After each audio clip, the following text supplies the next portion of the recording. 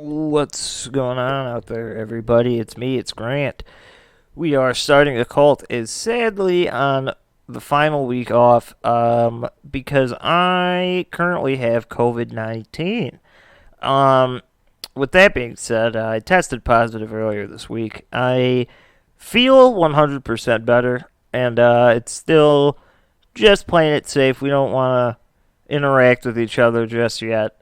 Give it a couple more days to be totally clear on that front. But with that being said, we're bringing you one final Patreon episode. I want it to be known that there were a couple individuals that joined our Patreon, and I have not been able to confirm yet if they are comfortable with me sharing their names on the air yet.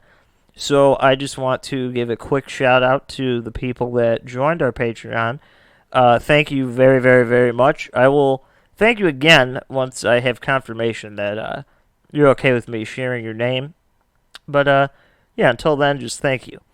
With that being said, this was one of our earliest Patreon episodes where we talk about the almighty individual, Indrid Cold. Weird story, funny little guy. It's a cool little tale. I think you guys will enjoy it. With that being said, we will be back with an all-new episode, the two of us, hopefully next week. Also, the Patreon episode, we should be able to get to that Tuesday. If not, then it will be the following week. So everybody have a good weekend, a good week. Stay safe, and enjoy the show. All right, we'll be back next week. Peace. Put it down! Put it down! I beg you! Oh.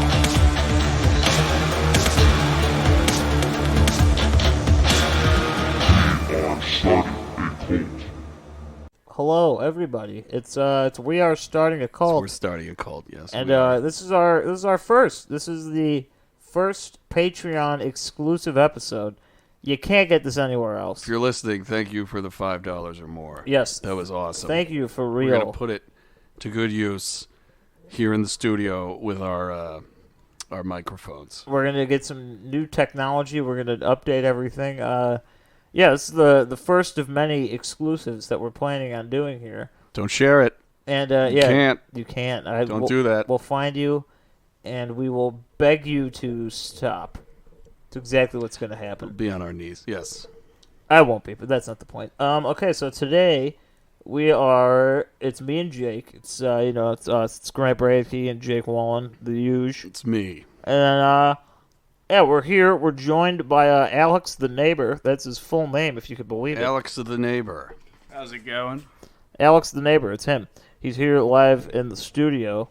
And today we got a treat for you. If you've listened to our other episodes before this, you might remember, I believe it was Jake that teased at the name of a man who goes by Indrid Cold. Also known as the Grinning Man. Yes, Indrid.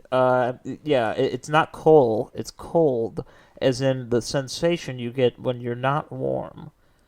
Indrid Cold. Good clerical thing there. Indrid not warm. But yeah, okay, so this guy, it's kind of adorably hilarious. We'll start with this. So, this is it follows this guy named Woodrow Derenberger, and he's just an interesting name. It's weird, you know. And this guy, he's just hanging out, man. You know, he's doing his thing. His nickname's Woody. Just throw that out there. So we're gonna call him Woody probably because it's easier. Is this the account in November 2nd, 1966? It is. Yes. And in Parkersburg, West Virginia. Yeah, so this guy, he started his night, right? He was a sewing machine salesman for JCPenney, and he had a sale in Marietta, Ohio. And so he was driving back home that night, back to... Is he like a door-to-door salesman I don't think so. or I something? think he was like an upper-level guy, like going to like manufacturers and stores. Interesting. And so he was driving back to his house in Mineral Wells, West Virginia. And it was, just a calm night, like a little light rain. He's like, hey, I'm going to make some money. I got a Sprite, maybe. Yeah. So what happens here, Woody comes up on the intersection of I-77 and Route 47. He's still driving. He's like, oh, man, this sucks. This car kind of goes by, and he thought that a tractor trailer truck was, like, behind him because he was like, all right, this is like a big fucking truck behind me. And I don't know what's going on. So he swerved off the side of the road, and what he noticed was that after he did this, the truck kind of, like, took flight. It, like, got up into the air. So this wasn't a truck, was it? No, no truck at all. At least to him, it looked like it rolled across, like, the panel truck. It just kind of, like, did this weird spin thing in the air. It did, like, an acrobatic move. Yeah. This is not a truck. And then pretty much this was the minute that he was like, all right, this is no ordinary vehicle.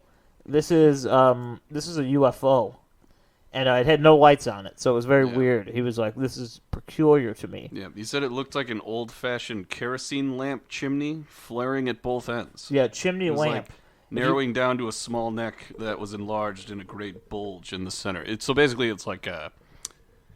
Yeah, it's basically an old kerosene lamp. It's just a like chimney oil lamp. If you Google that, just chimney lamp, you're going to find a lot of pictures that will describe in great detail what this guy saw, essentially. small at the top, big curves around the center going down to around the same size hole at the bottom. Yeah, it kind of looks like a bong on top of a platform with like a tea kettle underneath it. That's like what it looks like.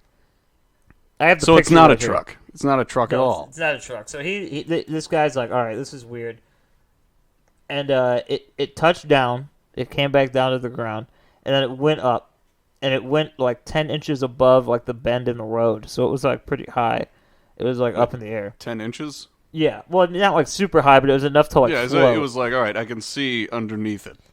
And then after this, a man stepped out, and he was taken aback by this because it looked just like a regular old dude, just kind of like a guy you'd see walking around. And he actually stated that there was like nothing weird about his appearance at all. Like he looked completely fine. He did have some wacky clothes on, didn't he? I think he's been cited, like his suit, he said his suit was like a green or blue one-piece suit that was like reflective, like tinfoil. Really? Yeah. He had like a black belt and like a very dark green reflective suit. Well, that's just like typical alien costume, isn't it? Typical alien attire. Yeah, like the uniform. Yeah. But I really don't know because I've heard. I think that may have been noticed a little later because it was a darker color and it Yeah. was like a suit. So I mean, I think it was later on in the experience that we can get onto right now. Yeah. that he noticed it. So- What time of day was this? This was like evening, so he was driving from Ohio back to West Virginia. Okay. So it wasn't like 1 or 2 in the morning, but it was like a little bit later, like evening. Just getting dark out. No, later than that. It was Somewhere probably between the window of like 9 and midnight. Okay. good 3-hour area there. Anyway, go on. What happened after this guy emerged from this kerosene lamp, not a truck? Okay, so he gets out, right? And the minute he starts like walking towards the vehicle, the craft just shoots up about like 40 feet into the air. It just like skyrockets up, and it just hangs there. It's just floating. It's suspended. But there's no lights on it, so it's like you don't really notice it. He only noticed it because he was staring at it, and it was like, okay. Yeah, probably. Yeah, so pretty much, this guy just keeps slowly walking towards Woody, and he heard the words. This is what he heard. Do not be afraid. I mean you no harm. I only want to ask you a few questions. And that might not make you afraid, but what made him afraid is that he was watching the man, and he didn't move his mouth. He just like heard these words as the guy kept like walking. So it was sort of like telepathic. And this man, the smiling man, like this was no ordinary smile. Like he's called the grinning man because this is a crazy grin. Like it's ear to ear, and he doesn't really change it. Yeah. The only way he really communicates is telepathically. So Indrid walks over to the opposite side of the truck, and he told Woody to roll down his window so that they could better talk. So he did. And the next thing that he heard was he said it, but he just heard it, you know. And Indrid said, now you can speak, or you can think. It makes no difference. I can understand you either way. And so clearly this guy is nervous, right? I mean... Maybe. Yeah. I mean, classic hitchhiker sort of bag of tricks, pulling it out. But I've never seen it performed so well. Yeah. You know what I'm saying? I mean, I don't know how to put it, but if someone was talking telepathically to me, I don't know how I would feel. I would definitely feel more than nervous at that point.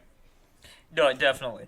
And then to a lot of disbelievers, I guess you'd say, or like skeptics about Indrid, pretty much what they ask is like, okay, so if this guy talked to you telepathically, why in the fuck did you have to roll your window down, right? And pretty much what Woody said was like, he doesn't know. I mean, obviously he doesn't know, but he was like, the thing was that like he wanted to like look at him. It wasn't necessarily about conversation. It was more like the personal aspect of a conversation where you actually look at somebody and speak to them. Yeah, like whether or not you know this is like real or not, like this happening, like telepathic, like communication. When you talk to someone, you roll down the window. It's like it's just normal courtesy. This guy looks normal. Like you're gonna roll it down if you're gonna talk to him. Yeah, and what was weird about this is that he wasn't in the driver window. He was actually in the passenger window, like leaning into the car. Really, talking that changes my whole view of this thing. No, he was in the passenger window. Okay. So then this is where like the physical description comes into what he looks like. Woody pretty much puts him at about 35 years old, give or take, like just a regular guy. Trim build, about 6 foot, give or take some inches. He's tall with like a wide body, like broad shoulders. Yeah, and he said about 150 pounds, dark eyes, dark hair, slicked all the way back. And then this is actually building on what Jake said earlier. He said that Indrid Cold was wearing a long, dark jacket, and then underneath the jacket, he got a glimpse of like a glistening uniform that was like a lighter green. Yeah, okay. So the green and or like bluish in some accounts. One-piece suit that's like reflective. Yeah, and then throughout this whole time, also he supposedly had like a tan complexion. Yeah, very tan. Apparently, like some people like a Guido type tan. Yeah, and he has like eyes that are set not like crazy far apart, but like it's been said like unnaturally far apart. He has like a shallow nose. So still like a Guido. A little bit. And then so this whole time that he's talking to him, he has this weird, just like isolated smile that just isn't like changing. And he had his hands like stuck in his armpits, like crossed like in his armpits. Mm-hmm. And so they sat there, and then pretty much what happened next is Indrid Cold points to the city lights that are like over the hill of the road, and he asks, he's like, "What do you call that over there?" And Woody, being a kind gentleman, just is like, well, that's Parkersburg, and we call that a city. And then Indrid Cold kind of looks at him, and he's like, we call that a gathering. And then it's just like, oh, interesting. All right. And then before anything else happens, Indrid Cold like juts in, and he's like, this is what he says: "I come from a place less powerful than yours." So I don't know if that was like a fear thing. That is definitely something that I would be very skeptical of if you just out of nowhere was just like, "Oh, don't worry. By the way, I'm less powerful than you."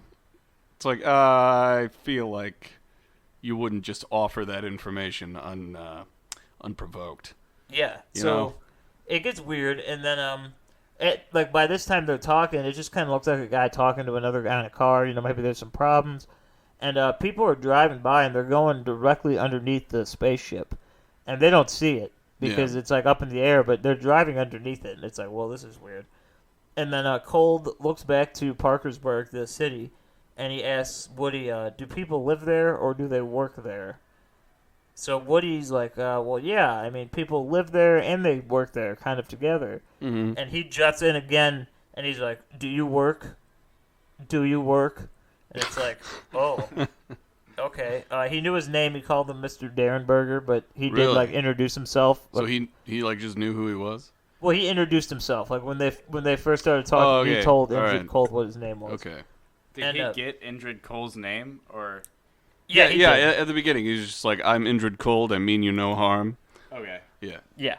So they're doing this, and then Woody answers back to that question. He's like, "Yeah, I'm a salesman. That's what I do. Do you have a job?" And Indrid Cold goes, "Yes, I'm a searcher." That's all he says. I'm a searcher. That'd be a sick job. After that, things kind of started to like taper down a little bit. Indrid Cold really started to notice that Woody was getting like scared and nervous, and he even commented on it and said, "Why are you so frightened? Do not be afraid. We mean you no harm. You will see that we eat and bleed the same as you do." And then, just to top that off, he says, "We wish you only happiness." It's kind of sweet, you know? I mean, like, he seems like a nice guy, aside from where he came from. Like, how he got there, like, I would think that he's just a nice, normal guy. And then the conversation ends, right?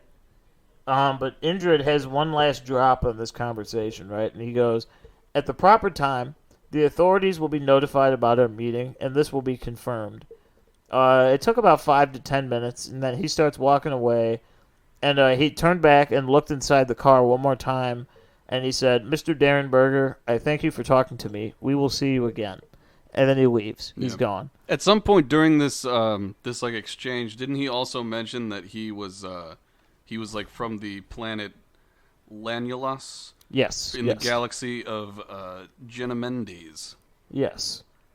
So there's yeah, that. he's definitely an area. Other world. Another one. Yeah, and it I don't know what really stuck out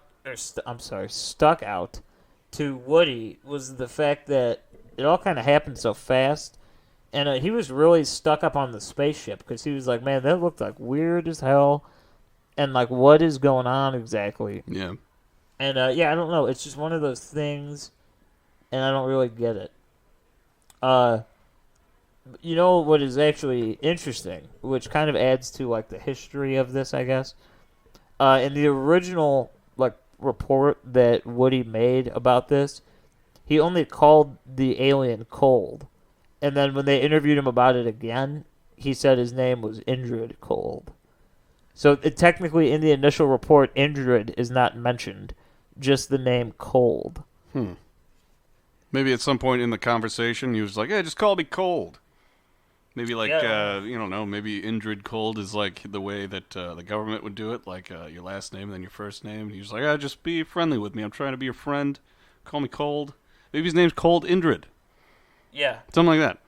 I want to know, like, what did the cops say? Like, oh, this hover ship floated above you and you talked to this alien. He was, like, really polite with you. Like, then he just disappeared. He just disappeared. This really nice alien came and talked to you. Yeah, I don't know. It's weird, and then it gets even more outlandish from here. Oh, bring it on. So he does these interviews, right? He talks to police and news and everything. He does. There's over 2.5 hours of interview. There's an hour broadcast of this interview, and then after he did these interviews, his life pretty much like got destroyed. I would imagine. He something changed that jobs. Yeah. Divorced his wife. He joined the church for a while. Did he divorce his wife, or did his wife divorce him? Well, I mean, they got divorced. Who knows? They were divorced. A lot of these things tend to happen to people who see alien things and go public with it. Yeah, their lives just get destroyed. Then, while he joins the church, he got visited on a few separate occasions by men in black. And he didn't know, like the way he says it, he thought they were in like the mafia. Because he was like, they looked like human, and they had like clothes and shit, and they were asking me questions. Had clothes. And so then after he like kind of stopped or started like dancing around the questions, the men in black got like really hostile with him and started like threatening him. And what is a men in black threat? Because like just from what I know about them, they don't tend to like behave like normal humans. They kind of like have a weird way of speaking and like that kind of thing. So it is like, what is it like? We will contact you whenever we want, or something like that. Like what is going on? I with don't these know. guys? I really don't know. He doesn't go into specifics here. It's kind of strange because like the description of Indrid Cold is it kind of falls in line with what a lot of people say that the the Men in Black look like. Like very tan, very tall. Kind of out of place. Yeah, like out of like just asking weird questions and like, what is this? What is it?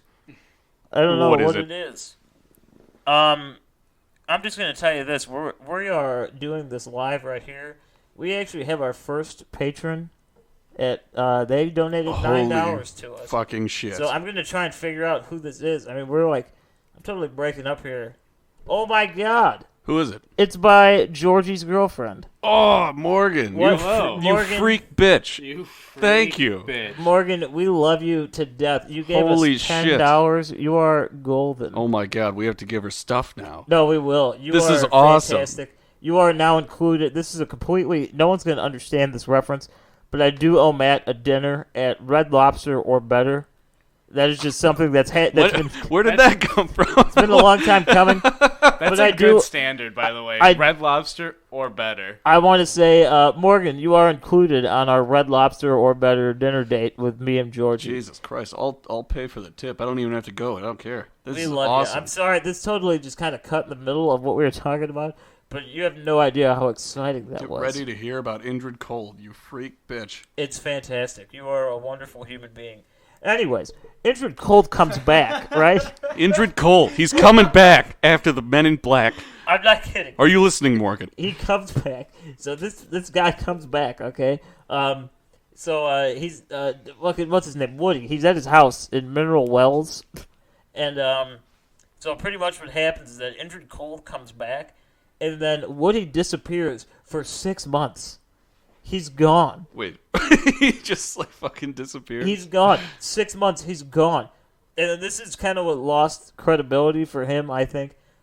He comes back, and people are like asking him, like, what was going on? Where were you? And he says that he was taken with Indrid Cold, like they took him. And he went to their home planet, Lanulos. And according to him, the residents of this planet walked around naked. They wore no clothes. And they lived in a galaxy called Ganymede or Ganymede. I don't know. I don't. Ganymede? I don't know. I don't know extraterrestrial pronunciation, but pretty much everything there was peaceful. There was no war. I think it's Ganymedes. Ganymedes. Or Ganymedes. Ganymede. That sounds right. Ganymedes, I'm going to say that. That sounds so right. I won't even lie to you.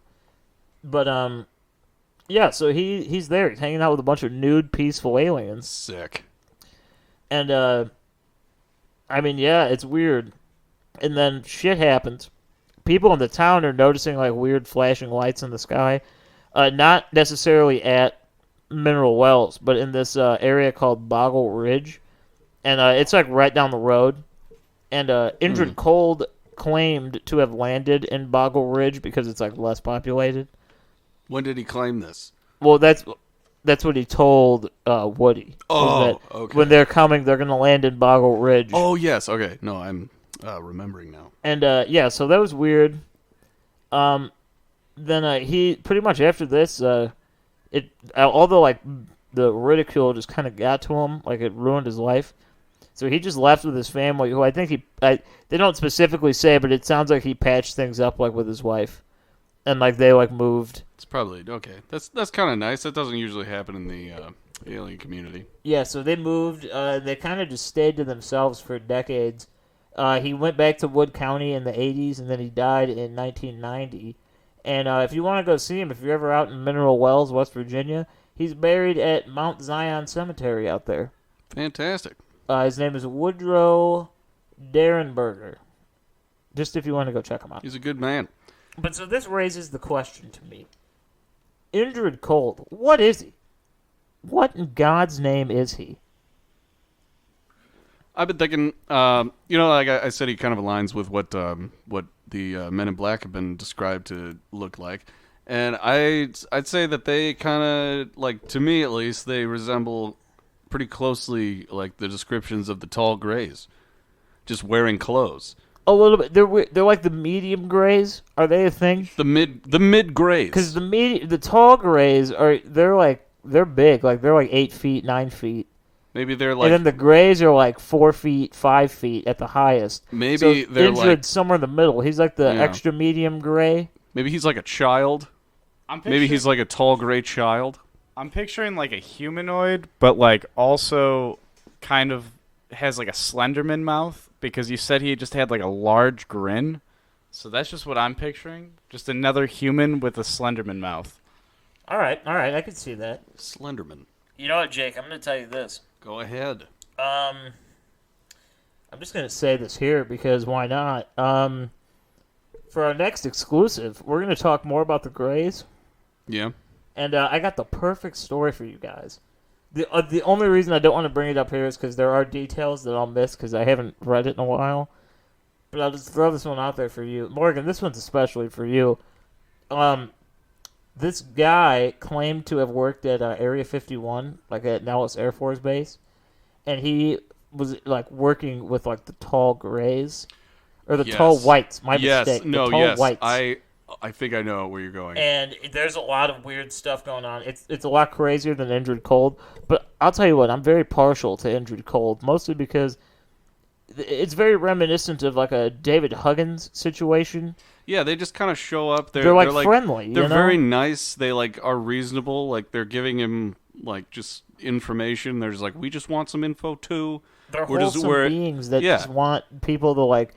Honestly, I guess what it comes down to for me is that if this is true, I'm just going to say that it is for the sake of what I'm about to say. So this is happening. It's not like they want particular information. Like, as he said, he's a searcher. So that just means he's looking for information, whatever that may be. Could it be limited to information, or is it like, what is he searching for? That could be sort of a...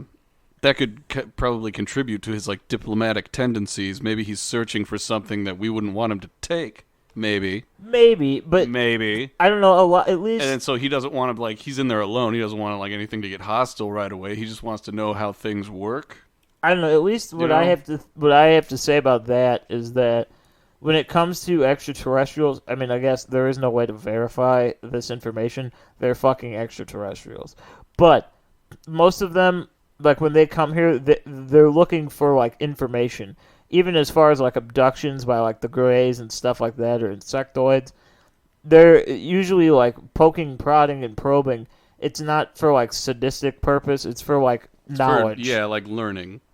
And out of all, like, alien extraterrestrial sightings and interviews, this seems like a pretty peaceful one. Like, he just said, have a good one. I just wanted to get some information and get the hell out of here. Yeah, Get the hell out of here, you crazy son of a bitch. It's very peculiar. Go sell your sewing machines to that Macy's over the hill. It seemed like the only people who were like really mad in this story were the Men in Black. Well, yeah, the Men in Black are never really happy. Let's just face that. Men in Black usually they're looking for knowledge, and it's not knowledge like Indrid Cold wants, where it's like, oh, I just want to like find this. They're like, you're going to tell us what you know, and then you're going to shut your fucking mouth. Oh, yeah, shit like Indrid Cold coming around and doing what he did. Anything, really, like the Indrid Cold situation, the Men in Black are going to be not too far behind that. They're like, what the fuck did you see? What happened? Yeah, it's very strange. But Indrid Cold, all right, on a scale of 1 to 10, how bad do you want to meet this guy? Oh, 10, dude. 10, of course. I'm at a current 11 right now. Wow. Dude, all he's right. going fucking full... I'm at a chub. Full chub. Yeah? Full chub. Wow. At that half-mast, baby. Indrid Cold, he's outrageously fantastic. He seems like it. Okay, now this is a question. It's mostly rhetorical, but both of you, Alex, I don't know if you'll be able to answer this as well. But, what race of alien do you think this guy is, like, affiliated with? If he is at all. Well, like I was saying, I think he might be like I think I might stick with the tall gray child. I think he might be a child of the tall grays, or maybe some sort of evolutionarily, what's it called? It's like a mutation in like his genes or something. Maybe for the regular small grays or the grays. I don't know. And there's also the what are the ones they look like Icelandic sometimes. Like that's the tall whites, right? Tall whites, Is that the tall whites? The Nords. The Nords. That's what I was trying to think of. Tall whites. they look very similar to like the Nords or like Nordic aliens. Yeah. But I don't know, they're kind of weird. They're kind of hard to describe because they look human, but yeah, I don't know. I really have to like dive into. So I'm updating my answer to 50-50 chance of either a Nord alien or fucking tall whites. A child tall white. Now, You know. the tall whites, from what I do know about them, their lifespan is about 800 to 900 years. And I mean, Obviously. like even their children, they're pretty big. But like how he described him as like 35, that could make sense in a way of him being. All right, try not to laugh at this one because it's gonna be fucking crazy.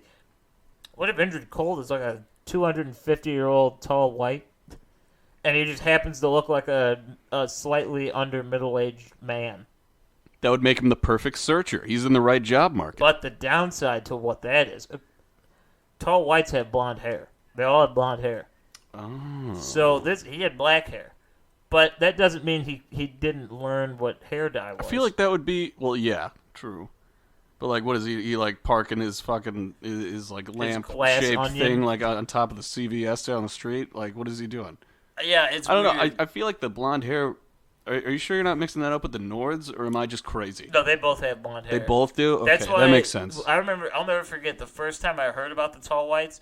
I was actually viscerally angry because I was trying to explain to my brother that I was like, "Dude, that you're describing the Nords," and he was like, "No, dude." I'm like, "Nah, these are like a totally different thing." And I looked it up, completely different thing, but somehow they're like identical to each other.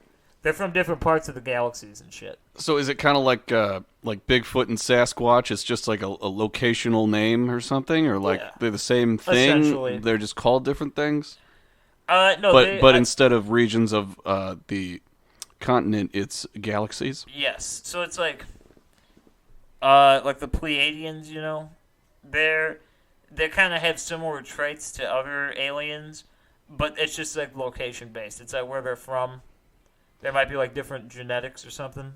But this one's like tan. So how do you explain a tall white or a Nordic getting tan somehow to make the appearance as like a human? I agree. That's why I don't know what he is. Yeah, I mean, it could be like an altered thing to make him like the searcher, like look more kind of blend reasonably in. blend in, so he can actually like explore what he's searching, which is probably either planet Earth or just human civilization.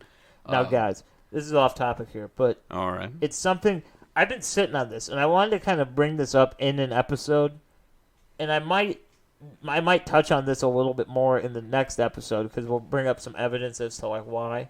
Yeah. But I don't know, for Patreon exclusive, I want you guys to have my thoughts on this. This is for only you, Morgan, as of right now. I've read a lot of different things talking about the Greys. Okay. Yeah. And most of the time, the Greys are not like exclusive to their own breed. And I mean that in the sense that they are seen with all different types of aliens. So, like... Well, yeah, like the insectoids always are like in the background, like checking out what they're doing. They seem like kind of like the regional managers of the... Right, like, so you got insectoids, reptilians, tall Greys, white, like tall whites, Nords. They all kind of are seen in this compass with the Greys. Yeah. And I'm talking about like your typical Greys, like the smaller ones. Yeah. Not so much reptilians or draconians. Like they're kind of like hostile and doing their own thing, right? Get ready to have your mind blown. Okay. Essentially, the way the theory goes is that the Greys are robots. The small Greys, right? The small the Greys shorter are robots. mini And guys. essentially, the comparison, it's the best comparison I ever could have heard in my life. This guy was talking about it, right? It's like an hour-long interview.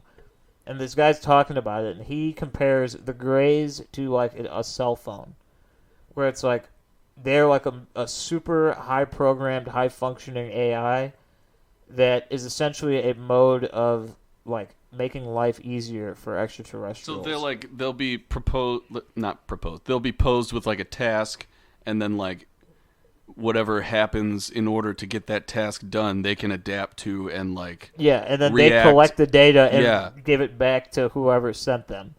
So it's Sick. like reptilians, Yeah, all of them. Like I said, they've all been seen with these Greys, and like typically you'd think that there'd be some type of beef between the families here, like Godfather style, you know. But no. As a matter of fact, the Greys are actually kind of cool with like everybody, like the regular Greys. It's pretty cool. Like, is that? I don't know. I wonder if they're kind of like a Dobby sort of like house elf sort of thing, or like a like even just like serfs, but they're like cool with everybody. Yeah. Or they could be like the cell phone, like maybe like robotic AI. Yeah. And but either way, they're kind of like they do people's bidding. Yeah, not even necessarily like robotic in that sense. I don't know if I buy that, but I think it's like but where they're like a commodity. It's the same like essence. They are a commodity that makes life much easier for them and like allows them to do things easier.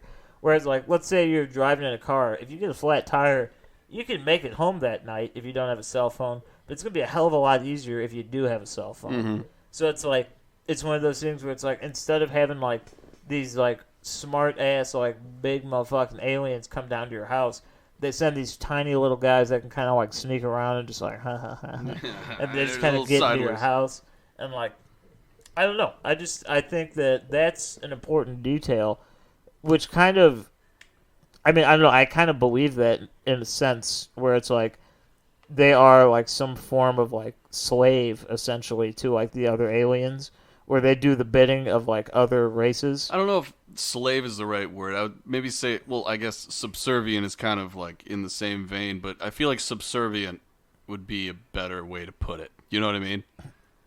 You can go either way. Like, yeah, you're right. But it's it's one of those things, which then kind of adds to the overall question we have here, is why Indrid Cold?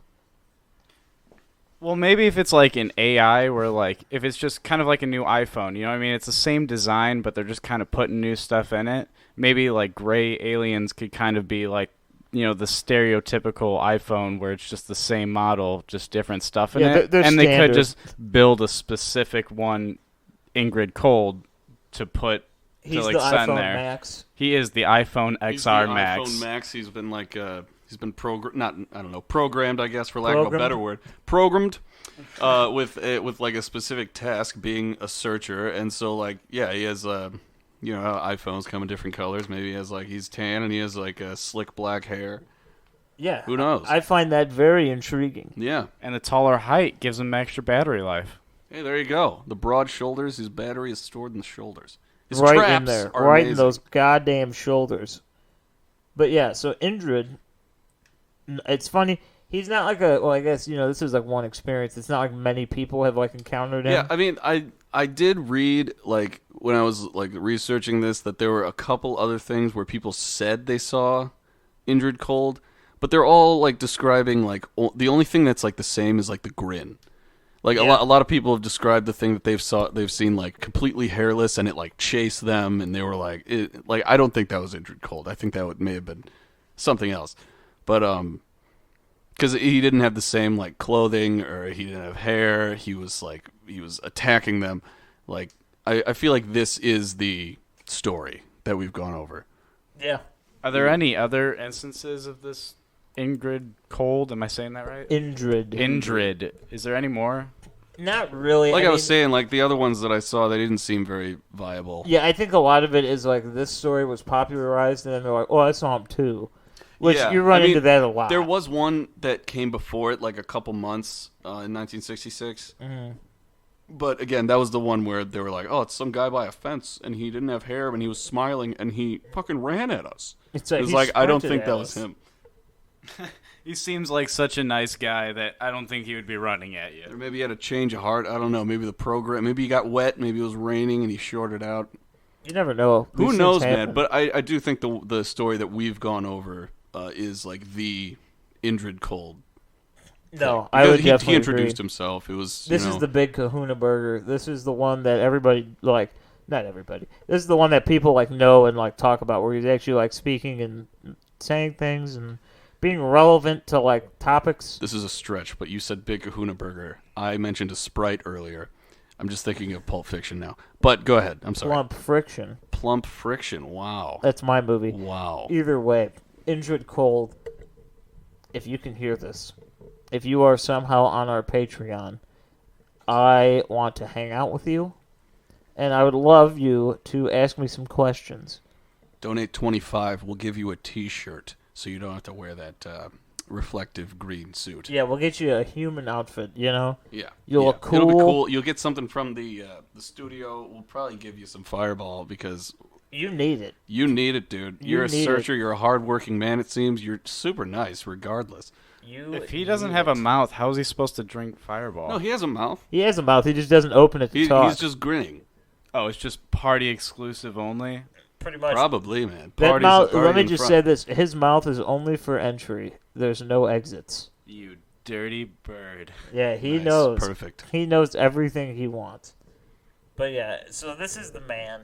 I don't know. It's kind of sad. I wish there was like more to his story, only because it's so good. Yeah, it's so like it's like adorable in a way. It's a very intriguing story that I just can't get enough of.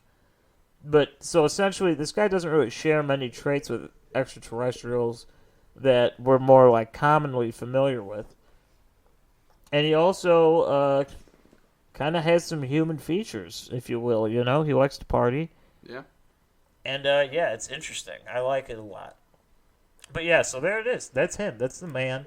That's Indrid. The man, myth, legend, Indrid Cold. And yeah, this was our first episode for the Patreon exclusive. Again, if you're listening, thank you for giving us either $5 or more than that. Yeah, you have no idea. It means like the fucking world to us because this is our thing. We're like trying to get it off the ground. So thank you very much. You're a fantastic person, Morgan. If you're going to listen to this, You are. You're fantastic. You've officially... You are number one contributor. So It's true. anyone else that listens to this, just know Morgan. And I hope you know that we are going to shout you out Morgan's on sick. the next episode that we do. I'm just going to tell you this. It will not be the episode that comes out this coming Friday. Let me find that. What is the date on that? The 21st of June. It won't be that one because we actually have that one recorded Yeah, already. we have pre-recorded that. We're backlogging some stuff just so we have more time to research the thing that we're going to be doing on the 28th, right? Yes. 28th. So on the 28th, you're going to listen to that, and you're going to get a shout-out. Hell, we might even ask you to be on because thank you. Because goddamn, you gave money. This is the first money we've made off of this, and it's sick. And I do also want to say, if anybody else donates, sorry we didn't mention you by name. Just while we're recording, this happened, and It was we're literally looking at live. it. Like, it's nuts. We just made this page. We're just like, we should do an episode on this guy. We've been like looking into him, just so we have something to give the people should they decide. We didn't actually think We didn't someone, plan on publishing this today. Yeah, we were just like, oh my god, like what if someone does it today? Could you imagine? We better have something just in case. Good thing we did, right? Yeah, we're pretty Jesus much the Christ. goal. The plan here was that we were just going to record an episode and just like sit on it and just like, well, when somebody does it, you know, we'll have something to throw out there, so we're not like rushed or like you donate and then you have nothing to like show for it. But it just so happened that we're gonna have to upload this today because I mean, let's face it, that's beautiful. I am ecstatic. But yeah, so there you go. You get a little taste of Indrid Cold. Good man, good heart, Good man. beautiful lover, everything that is out of this world. Fantastic. Oh yes, I saw what you did there. But yeah, Beautiful. But anyway, I mean, yeah, this is our first Patreon exclusive account. We are starting a cult. yeah. And if you guys didn't see, I mean, you might see. I just want to break this down real quick right now. It's pretty much what we're doing with this. We got some separate tiers going here where you have access Oh, to yeah. things. So the Grays, that's our first one. That's $1 a month or more. You know, $1. That you get a shout out on the next episode we record, and then you also get a drawing of your choice that we will hand draw and either deliver or mail it to you. So you get that for $1 a month. Then you get into the Tall Grays, which is $5 a month. That's where you get access to these episodes and things like this, the bonus ones that we're not going to post anywhere else. It's a Patreon exclusive. And then you also get the picture and the shout out. Then for $10 a month, you can be an insectoid, which is you get something from the studio. So something that's in the studio right now, a lot of knickknacks and cool little items. You get one of those just for you personally. You own it. It's yours now. If you want us to sign it, we will. I mean, it will That'd not. be weird. It will That'd not. be cool. That'd It be will awesome. not increase the value, but I don't think it'll decrease it either. Probably not. You can still throw that shit at Goodwill. So you get that. Then you also get access to the bonus content. You also get a drawing, and you also get a shout out. Bim, bam, boom. Then if you're feeling crazy, you're gonna be a reptilian, huh? You're gonna be $25 a month or more, right? That gives you everything. So you get the drawing, you get the shout out, you get the token, you get the picture, you get the bonus content, you get everything you want. You get the knick-knack. And Paddywhack, then- we're going to give you dog's bones. We're gonna give you a T-shirt of "We Are Starting a Cult." If you want it, you don't even have to wear it if you don't want, but you're getting it because that's part of the deal. You sons of bitches. That is what the Patreon deal is. So yeah, those are our separate categories. Obviously, if you're listening to this, you had to have donated a certain amount of money. Yeah, to 5 or get to more. it. So if you did, we really do appreciate it. This means a lot to us. 'Cause, Plug it to your friends. Just tell people about us. They don't even have to donate. They can just listen to our regular stuff. But if they like us, they can come here and donate money monthly and get some cool stuff and get some extra bonus content like this. Yes, exactly. So cool. Thanks for donating. If you're listening to this right now, Dude, thank you so much. we can do our first Patreon shout-out thank yous. Morgan, Yes. thank you. Now the shout outs actually come on like the real episodes that Yeah, we publish. but I was too Well, excited. I had to I do agree. Morgan, you're the best. it. You are. We love you. You are fantastic. And yeah, Red Lobster or better. The Yeah. offer's on the table. Come along, I'll tip. Offer is on the table. So yeah, we are starting a cult. I'm Jake Wallen. Grant That's- Bradkey. This is Alex the neighbor. Thank you so much for having me. Alex, Of course, man. we You're love it. usually back there on the laptop doing research for us. It's good to have you here, close to my face. Right 'cause up we in share the a s- microphone. Right up in Oh, the yeah. studio. Oh, yes. Right up in the studio. All right. We love you guys. For reals. And if you see Indrid Cold, give him my number. Should I even plug all the social media stuff?